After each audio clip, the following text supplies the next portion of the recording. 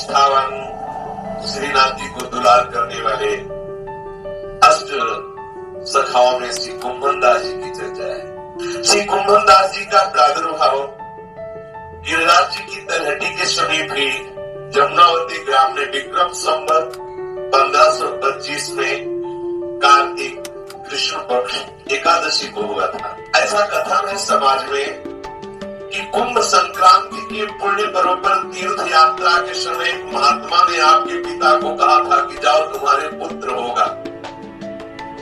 तो उसी के वचन से जब बालक हुआ तो कुंभ के कृपा प्रसाद से हुआ, इसलिए कुंभन दास नाम रख दिया। बाल्यकाल से ही इनकी बड़ी सात्विक प्रकृति थी, शांत, सदैव भगवत चिंतन करना, चंचलता रही, स्वभाव एकदम गंभीर। ऐसा हमने थोड़ा बड़े हुए कवित्व शक्ति के हृदय में विराजमान थी। वो कुछ बातें होती जो भगवत प्रदत्त होती, और घर में जीविका के लिए थोड़ी सी खेती थी, कृषि, उसी से कुटुंब का भरण पोषण होता था। प्रारंभ पूर्वक का भजन साधन करते हुए समय कटने लगा। विक्रम संवत 1550 के लगभग श्रीमद वल्लभाचार्य महाप्रभु जी ब्रज की परिक्रमा करते हुए जब गिरिराज जी पधारे तो बहुत लोगों ने वल्लभाचार्य जी के तेज को, भक्ति को देख करके, उनके प्रभाव को देखकर उनकी शरणागति स्वीकार की, उनके शिष्य बने। यतिपुरा में श्री महाप्रभु जी ने श्री गोवर्धन नाथ जी, श्री श्रीनाथ जी का जो प्रादुर्भाव हुआ तो उनकी सेवा प्रतिष्ठा की और बहुत सेवा का विस्तार किया। महाप्रभु श्री वल्लभाचार्य जी के प्रभाव को सुनकर श्री कुंभन दास जी भी दर्शन करने आए। देखते ही प्रभावित हो गए, वो जिनकी मैं चाह कर रहा था वो ये ही है। ऐसा होता है। कुंभन दास जी एकदम आश्चर्यचकित हो गए महाप्रभु वल्लभाचार्य जी को देख कर कि मेरे हृदय की जो चाह थी वो मुझे प्राप्त हो गई। जे ही मुस्कुरा करके वल्लभाचार्य जी ने श्री कुंभन दास जी की तरफ देखा तो हृदय में इनकी जो मांग थी वो पूरी हो गई। ये आचार्य साक्षात प्रभु ही है, ये सामर्थ्य इन्हीं में है। तत्काल उनके हृदय में बड़ी दिव्य दिव्य लीलाएं स्फुरित होने लगी। कुंभन दास जी संगीत विद्या में परम प्रवीण थे, कंठ भी अति मधुर था। अतः श्रीमद वल्लभाचार्य महाप्रभु ने आपको श्री श्रीनाथ जी के समीप ले गए और कहा इनको पद सुनाओ और नित्य इनकी कीर्तन सेवा मैं तुम्हें प्रदान करता हूँ। पद कीर्तन सेवा रोज आकर समय से श्री श्रीनाथ जी को पद सुनाया करो। श्री कुंभन दास जी श्री श्रीनाथ जी के सामने बैठते हैं और सुंदर जो उनके हृदय में लीला स्फुरित होती वही गायन करते। देखते श्रीनाथ जी की शोभा। श्री महाप्रभु जी कुंभन दास जी के पद सुनकर बहुत प्रसन्न हुए। गुरु को प्रसन्न देखकर कुंभन दास जी अपने को कृतार्थ मान लगे। एक बार एक दुष्ट यवन ने पश्चिम दिशा से आकर ब्रज क्षेत्र में अत्यंत ही उपद्रव किया। वो प्राय मंदिरों को ही लूटता और मूर्तियों को तोड़ता फोड़ता था। अब वो दुष्ट यवन ब्रज में प्रवेश किया, मंदिरों को तोड़ना, मूर्तियों को तोड़ना और लूट लेना। जब ये बात यहाँ श्री श्रीनाथ जी के परिकर को सुनने को मिली कि यवन की पूरी सेना आ रही है, मंदिरों को तोड़ा फोड़ा जा रहा है, ठाकुर की भी छवि को तोड़ा जा रहा है, सब लूट लेते हैं वो लोग, और गिरिराज जी की तरफ वो सेना आ रही है।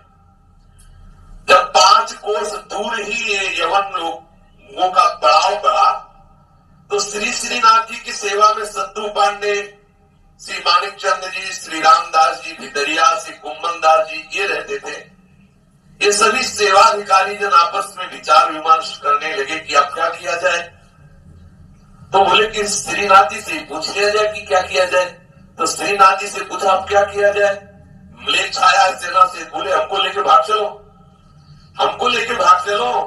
देखो ये दुलारे प्यारे लाल जो है ना, कोई भगवान तो है नहीं कि चिंता मत करो सुदर्शन चक्र से हम नष्ट कर देंगे, नहीं, क्योंकि लाल है ना।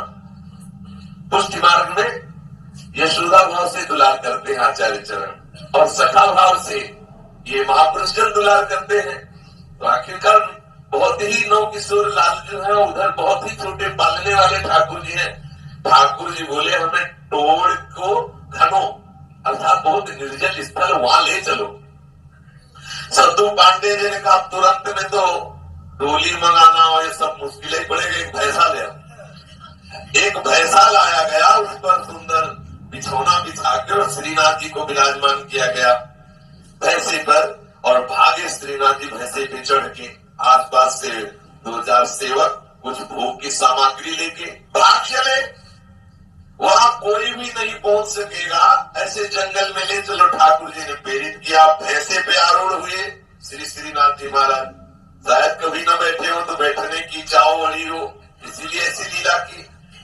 अब चारों सेवाधिकारी पैदल दौड़ते हैं, आसपास चारों भैंसे के और बीच में श्रीनाथ जी को बैठा ले और पास में सेवा सामग्री लिए है। अब श्रीनाथ जी तो भैंसे में बैठे इसलिए कांटा लगने की कोई समस्या नहीं, झाड़ी हो ये सब नहीं। और वहां जो चारों सेवक थे ना, सबके कपड़े नीचे पट रहे हैं, पैरों में सब त्वचा में कांटे गड़ रहे हैं, लेकिन श्रीनाथ जी को कष्ट न हो ऐसे। श्रीनाथ जी को किसी का दर्शन भी न हो जाए, जिससे कोई बता न दे बोले क्योंकि इधर श्रीनाथ जी गए हैं। एकमात्र वही भक्तजन केवल दुलार करते हुए जंगल के रास्ते से श्रीनाथ जी को ले गए। भैंसे पे सवार श्रीनाथ जी को तो कोई कष्ट हुआ नहीं, जगह जगह पे थोड़ा भोग लगा देते, चक्क पाते, परंतु सेवकों के सब कपड़े फट गए, उनके पैरों में बहुत झाड़ियां उलझ गई, बहुत से कांटे लग गए। अब निर्दिष्ट स्थान पर जहां ठाकुर जी ने कहा था वहां पहुंचे। एक सुंदर चबूतरे पर थोड़ा वस्त्र बिछाया, श्रीनाथ जी को भैंसे से उतार कर विराजमान किया। कहा कि देखो भोग तो इतना ही है, अब कई दिन लगाना पड़े, यही भोग है, तो थोड़ा भोग पालो। ठाकुर जी ने कहा नहीं, संपूर्ण भोग रखो, हमें भूख लगी। बोले फिर आगे की लिए व्यवस्था नहीं है ना, इतना ही भोग है, थोड़ा थोड़ा पालो। बोले नहीं, पूरा भोग लगाओ। कहा जय जय भोग, अब देख लो यही बाल भोग है, यही राज भोग है, यही बयारू है, अब आप देख लो। बोले नहीं, सब इकट्ठे रखो, एक बार में ही रखो। फिर ठाकुर जी ने कहा संपूर्ण सामग्री का भोग लगाओ, बाद की बात में देखा जाएगा, अभी हमें भूख लगी है। सेवाधिकारियों ने कहा जैसी आप किया गया। ठाकुर जी के सामने भोग रखा गया। ठाकुर जी ने कहा हमें थोड़ा शर्म लगती है, अगल बगल हो जाओ फिर हम पाएंगे। तो बोले आज तो आश्चर्य की बात है, हम लोगों से भी इनको क्या शर्म, रोज तो वो खेलते हैं खाते हैं हमारे साथ, फिर आज ऐसा क्यों कह रहे? हो सकता है भाई आप कोई नई लीला करनी हो।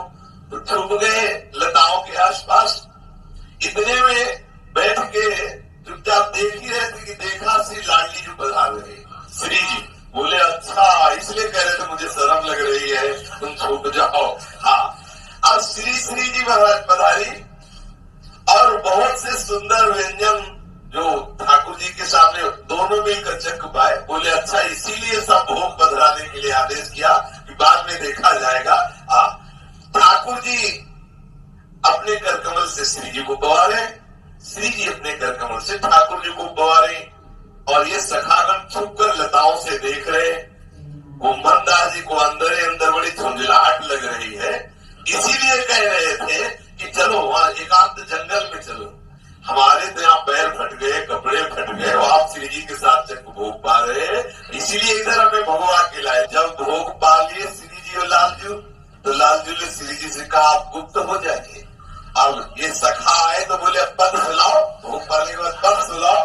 तो ये पद सुनाया कि लालजू अब मुझे पता चला कि टोल को घना जंगल आपको काहे को प्यारा लगा, श्री जी से मिलना था इसलिए ना। हम लोगों के तो देखो सब कपड़े फट गए, पैरों में गुखरू लगी, इतना कर, और आप तो भैंसे के ऊपर चढ़ के आए, और यहाँ आपको तो कोई परेशानी हुई नहीं।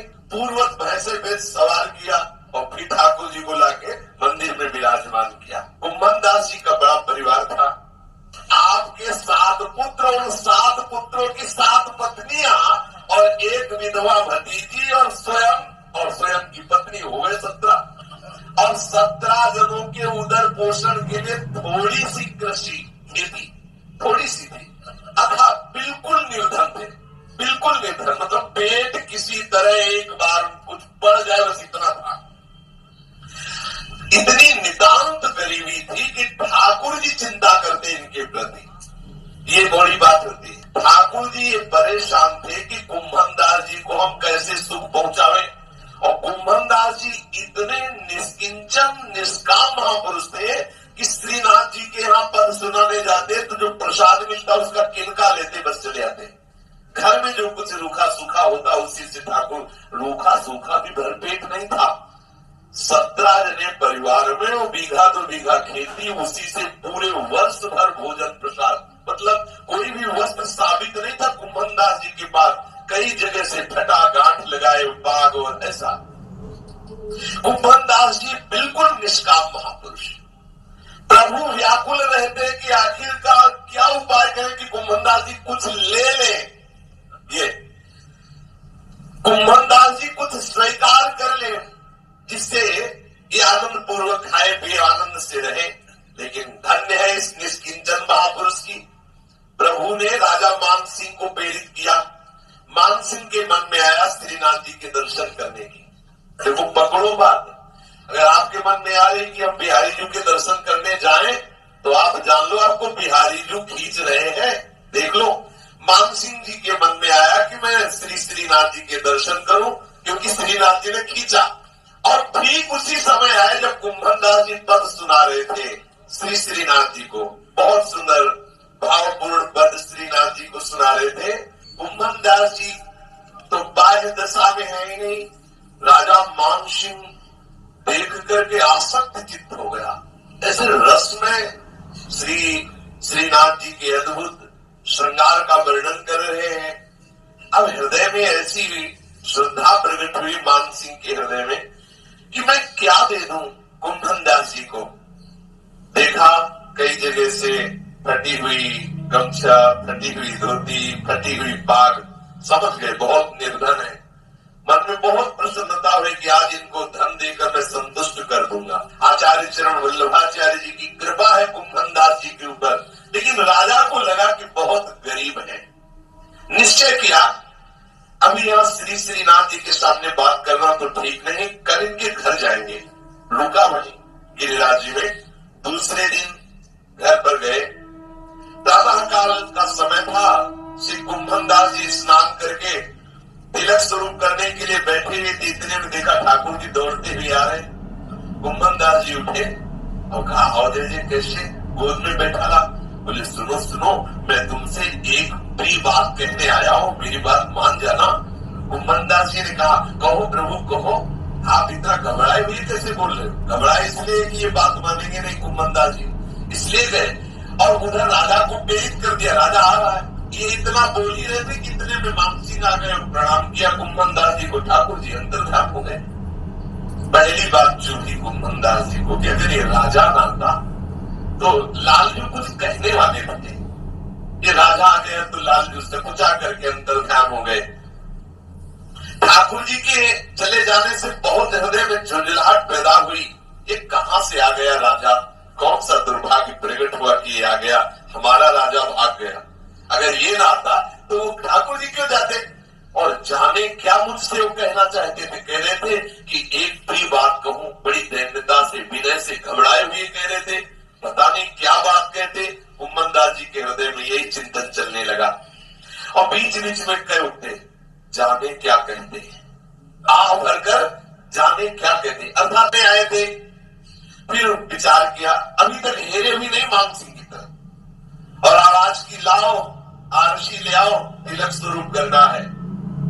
बंदी जी बोली कि आसन और आरसी दोनों खत्म हो गए। कैसे?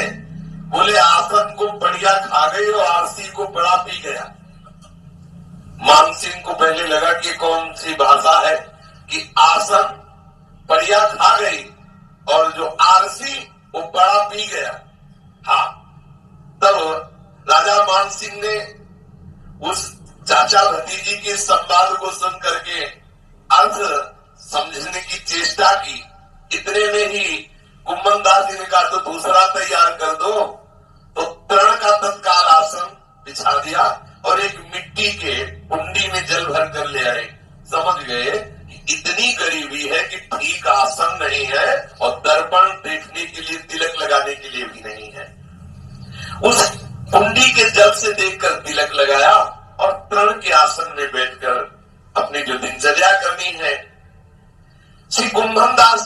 पूछा कि आपके पास आसन भी नहीं है, दर्पण भी नहीं है, अगर आप मुझे आदेश करें तो मैं रत्नों से विशेष विशेष मणियों से जटित आपको दर्पण भेंट कर दूं। कुंभनदास जी ने कहा, इस टूटी झोपड़ी में उस मणियों के दर्पण को रख के हम क्या करेंगे, हमारे किस काम में आएगा। फूस की झोपड़ी में मणिजटित दर्पण रखेंगे तो आसपास से आकर हमारी पिटाई और करेंगे लोग, क्योंकि दर्पण कीमती है तो ले जाएंगे। हमें दर्पण की सुरक्षा की चिंता लगी रहेगी। देखो, हमारे ऊपर श्री श्रीनाथ जी की बहुत कृपा है, हमें आपसे दर्पण नहीं चाहिए। राजा मान सिंह ने हाथ जोड़ा और 1000 स्वर्ण मुद्राएं अर्पित की, ये तो ले लो। कुंभनदास जी ने कहा, नहीं, हमें जो श्रीनाथ जी ने रूखा सूखा दिया वही हमारे लिए पर्याप्त है। जो हमारी खेती से पैदा हुआ अन्न है, हम उसी से उदर पोषण करते हैं। मुझे आपकी 1000 स्वर्ण मुद्राएं बिल्कुल नहीं चाहिए। हार गया राजा मान सिंह। राजा मान सिंह ने कुंभनदास जी से कहा कि आप एक काम तो कर ही लीजिए, हमारी बात मान लीजिए कि आप जिन दुकानों से सामग्री लाते हो उन दुकानों को मैं आदेश कर दूंगा, प्रति महीने मैं स्वयं उनको भेंट दे दिया करूंगा, आप केवल मनमानी सामान ले आइए। कुंभनदास जी ने कहा, ऐसी कोई सामान है नहीं जो दुकान से हम लाए। रूखा सूखा जो हमारी खेती में होता है उसी को उबाल के हम पा लेते हैं, हमारे यहाँ दुकान में नहीं जाया जाता। ये तो ऐसी खेती थोड़ा अन्न पैदा होता तो दुकान में हो जाए, जिसके धन हो, इनके पास तो धन है नहीं। बोले ऐसी कोई सामान नहीं आती जो दुकान से आवे। अब तो मान सिंह एकदम निराश हो गए कि हमारी कोई भी वस्तु स्वीकार नहीं कर रहे। तो उन्होंने कहा कि मैं सरकारी कोष से पूरे ग्राम की जितनी दुकानें सब जगह धन जमा करवा देता हूं, आप कुछ ले लिया करें। कुंभनदास जी ने कहा, मुझे बिल्कुल कोई वस्तु की आवश्यकता नहीं है, हमारे ऊपर श्रीनाथ जी की बहुत कृपा है, आप बिल्कुल इस विषय में चिंता न करें। राजा मान सिंह ने कहा कि फिर आपका काम कैसे चलेगा। बोले, ये वृंदावन ब्रजधाम के जो करील है और बेर के पेड़ है ना, ये हमारे धनी मानी सेठ है, हमारा उदर पोषण करते रहते हैं। गर्मी के दिनों में करील टेटी फल देता है। अब आप समझ लीजिए, टेटी फल कुछ लेके भोग लगाया, परिवार में बांट लिया, पाया श्री कृष्ण भजन में उन्मत्त है। बोले, गर्मियों में पेट भरता है करील, क्योंकि उससे टेटी के फल मिलते हैं, और सर्दियों में पेट भरते हैं बेर के पेड़, उनसे कुछ बेर ले लेते हैं, उससे परिवार भरता है। और कैसे महापुरुषों ने हरि चरणों का आश्रय लेकर कैसे हरि को रिझा। राजा हाथ जोड़े खड़ा, परेशान है कि कुछ ले लीजिए, वो हमें जरूरत नहीं। राजा मान सिंह जी कुंभनदास जी की इस अकिंचनता से अचंभित हो गए, बहुत दैन्य होकर बोले, कुछ तो आदेश कर दीजिए। बोले, हाँ कर देंगे। ये आदेश है कि आप कभी कृपा करके घर पधारिएगा नहीं, ये आदेश। आपने मान सिंह ने कहा, कुछ तो आदेश कर दीजिए। बोले, हाँ आदेश है कि आप कभी पुनः पधारिएगा नहीं घर। ये देखो कितनी निष्किंचनता है। राजा मन ही मन परम भागवत श्री कुंभनदास जी के चरणों में प्रणाम किया और कहा कि विरक्त त्यागी तो बहुत देखे, लेकिन गृहस्थ त्यागी कुंभनदास जी जैसा मैंने पहली बार देखा। गृहस्थी में होते हुए ऐसा त्याग। हमने माया के भक्त तो बहुत देखे, लेकिन हरि के भक्त आज देखे हैं, ऐसे अकिंचन भक्त। राजा मान सिंह कुंभनदास जी के चरणों में साष्टांग लौटकर मस्तक उनके चरणों में नवा करके आज्ञा लेकर चले गए। कुछ नहीं लिया कुंभनदास जी ने। जे ही राजा मान सिंह उधर गए, ठाकुर जी आ गए। ठाकुर जी दौड़ गए। कुंभनदास जी ने कहा, जय जय, क्या बात कहना चाहते थे? आप कह रहे थे आज मैं अपनी प्रिय बात कहूंगा। ठाकुर जी ने झुंझला के कहा, क्या कह रहे थे? यही तो कह रहे थे कि मान सिंह को मैंने भेजा और कुछ देगा, ले लेना। तुमने तो मना ही कर दिया, कुछ लिया नहीं। राजा मान सिंह को मैंने ही भेजा था कि तुम्हें कुछ वो भेंट दे, तुम स्वीकार कर लो तो मुझे अच्छा लगेगा। कुंभनदास जी ने कहा, जय जय, आपको प्राप्त कर लेने के बाद क्या कोई चाह बची रहती है क्या? क्या आपको प्राप्त करने के बाद कुछ लेने की इच्छा रहती है क्या? कुछ शेष रह जाता है क्या? ठाकुर जी प्रेम विभोर होकर कुंभनदास जी से लिपट गए। ये देखो, अगर राजा से कुछ नहीं लिया तो ठाकुर जी जैसे बच्चा नहीं होता, हाँ, ऐसे दौड़ के लिपट गए। ये सुख कहां प्राप्त होगा, सोचो।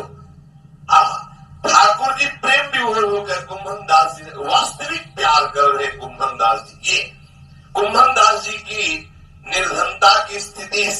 करने के लिए विठलनाथ गोसाई जी ने भी बहुत उपाय किया कि किसी भी तरह कुंभन दास जी कुछ अर्थ स्वीकार कर ले। कितने अकिंचन बोलो, रोज कोई बाजार से वस्तु नहीं आनी है, किसी भगत से कुछ लेना नहीं, जो खेती से पैदा हो वही कुछ दानों से पूरे वर्ष भर उदर पोषण करना, फटी पुरानी पोशाक पहनना और ठाकुर के प्रेम में उन्मत्त रहना, ऐसी अद्भुत स्थिति है। श्री विठलनाथ जी ने विचार किया कि श्रीनाथ जी से तो कुछ लिया नहीं, पर हम इनको किसी न किसी तरह से इनके घर द्रव्य जरूर भेजेंगे और इनको सुखपूर्वक दिनचर्या व्यतीत करने का अवसर देंगे।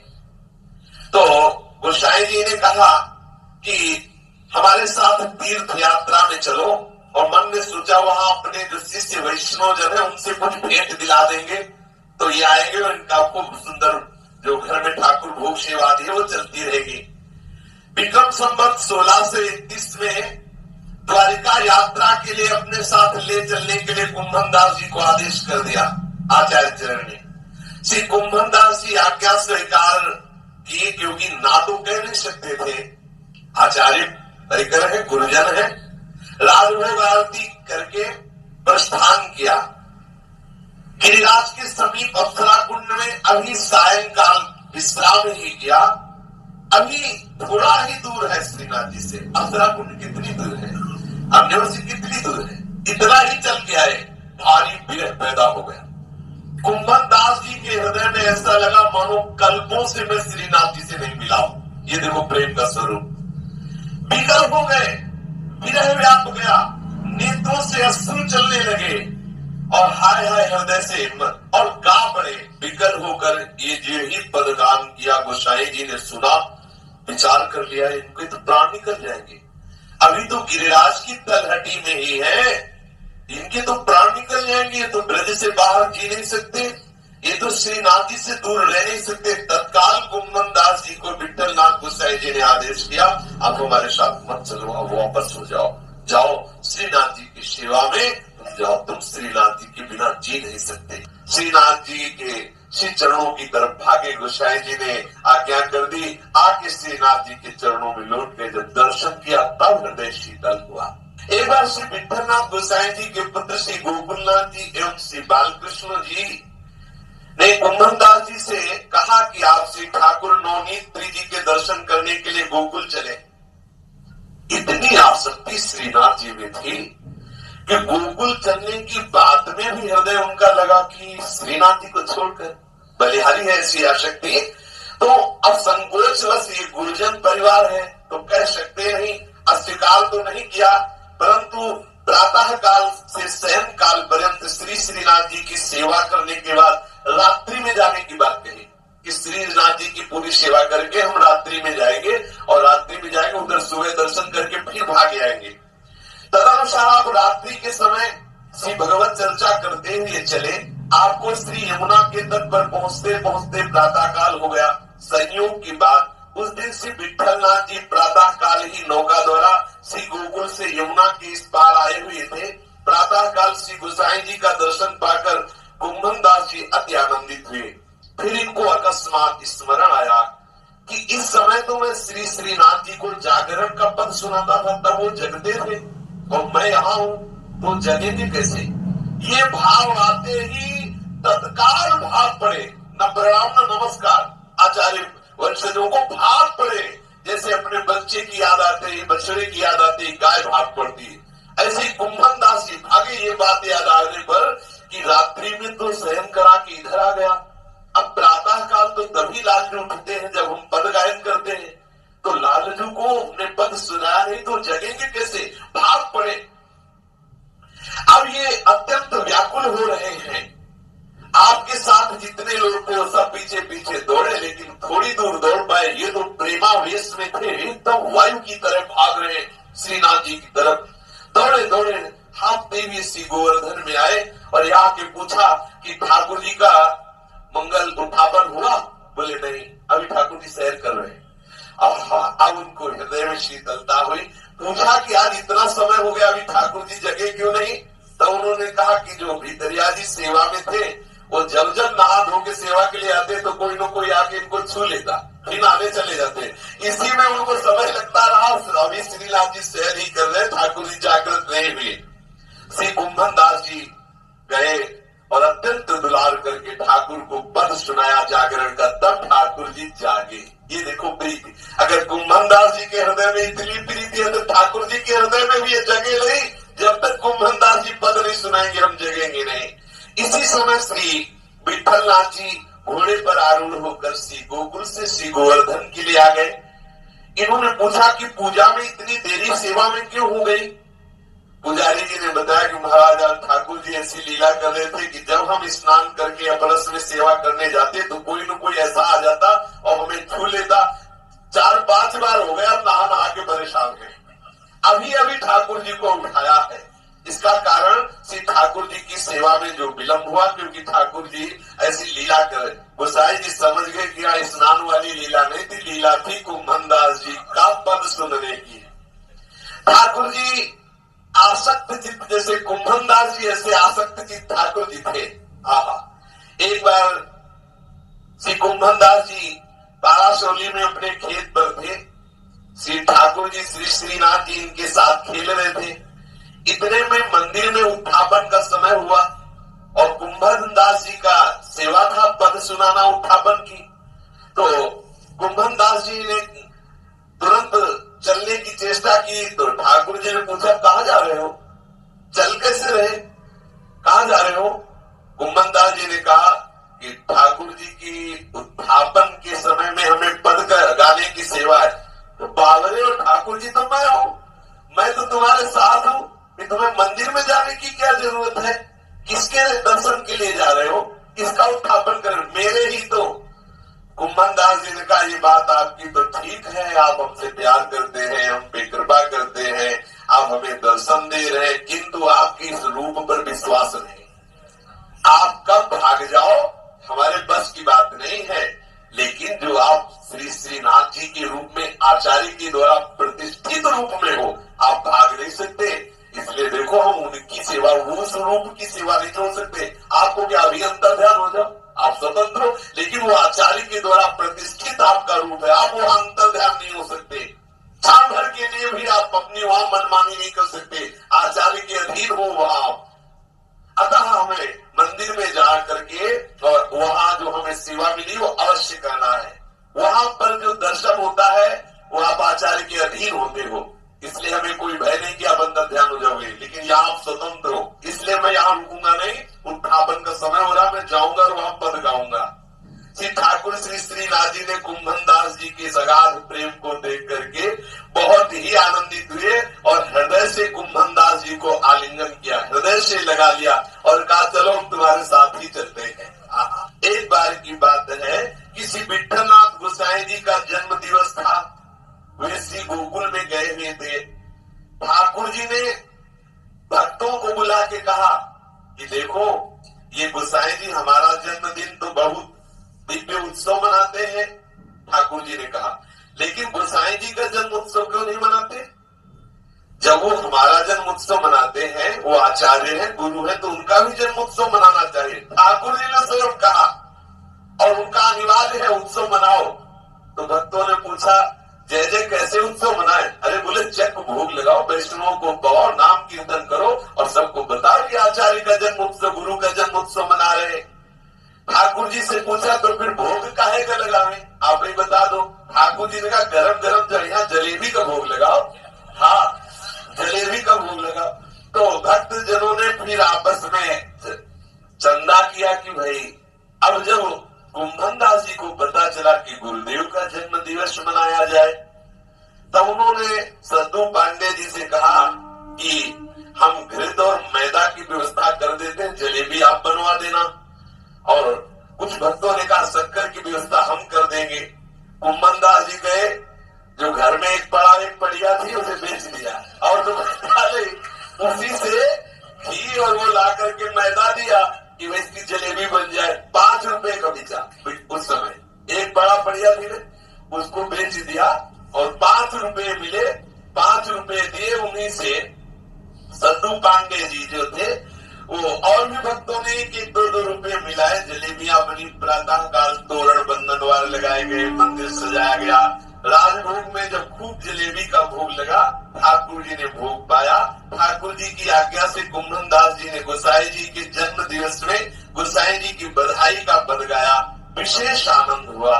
जब दोपहर में श्री गोसाई जी पधारे तो द्वार पर बना हुआ तोरण बंधनवार भोग में जलेबी का भरा टोकरा देकर पूछा, आज कौन सा उत्सव है?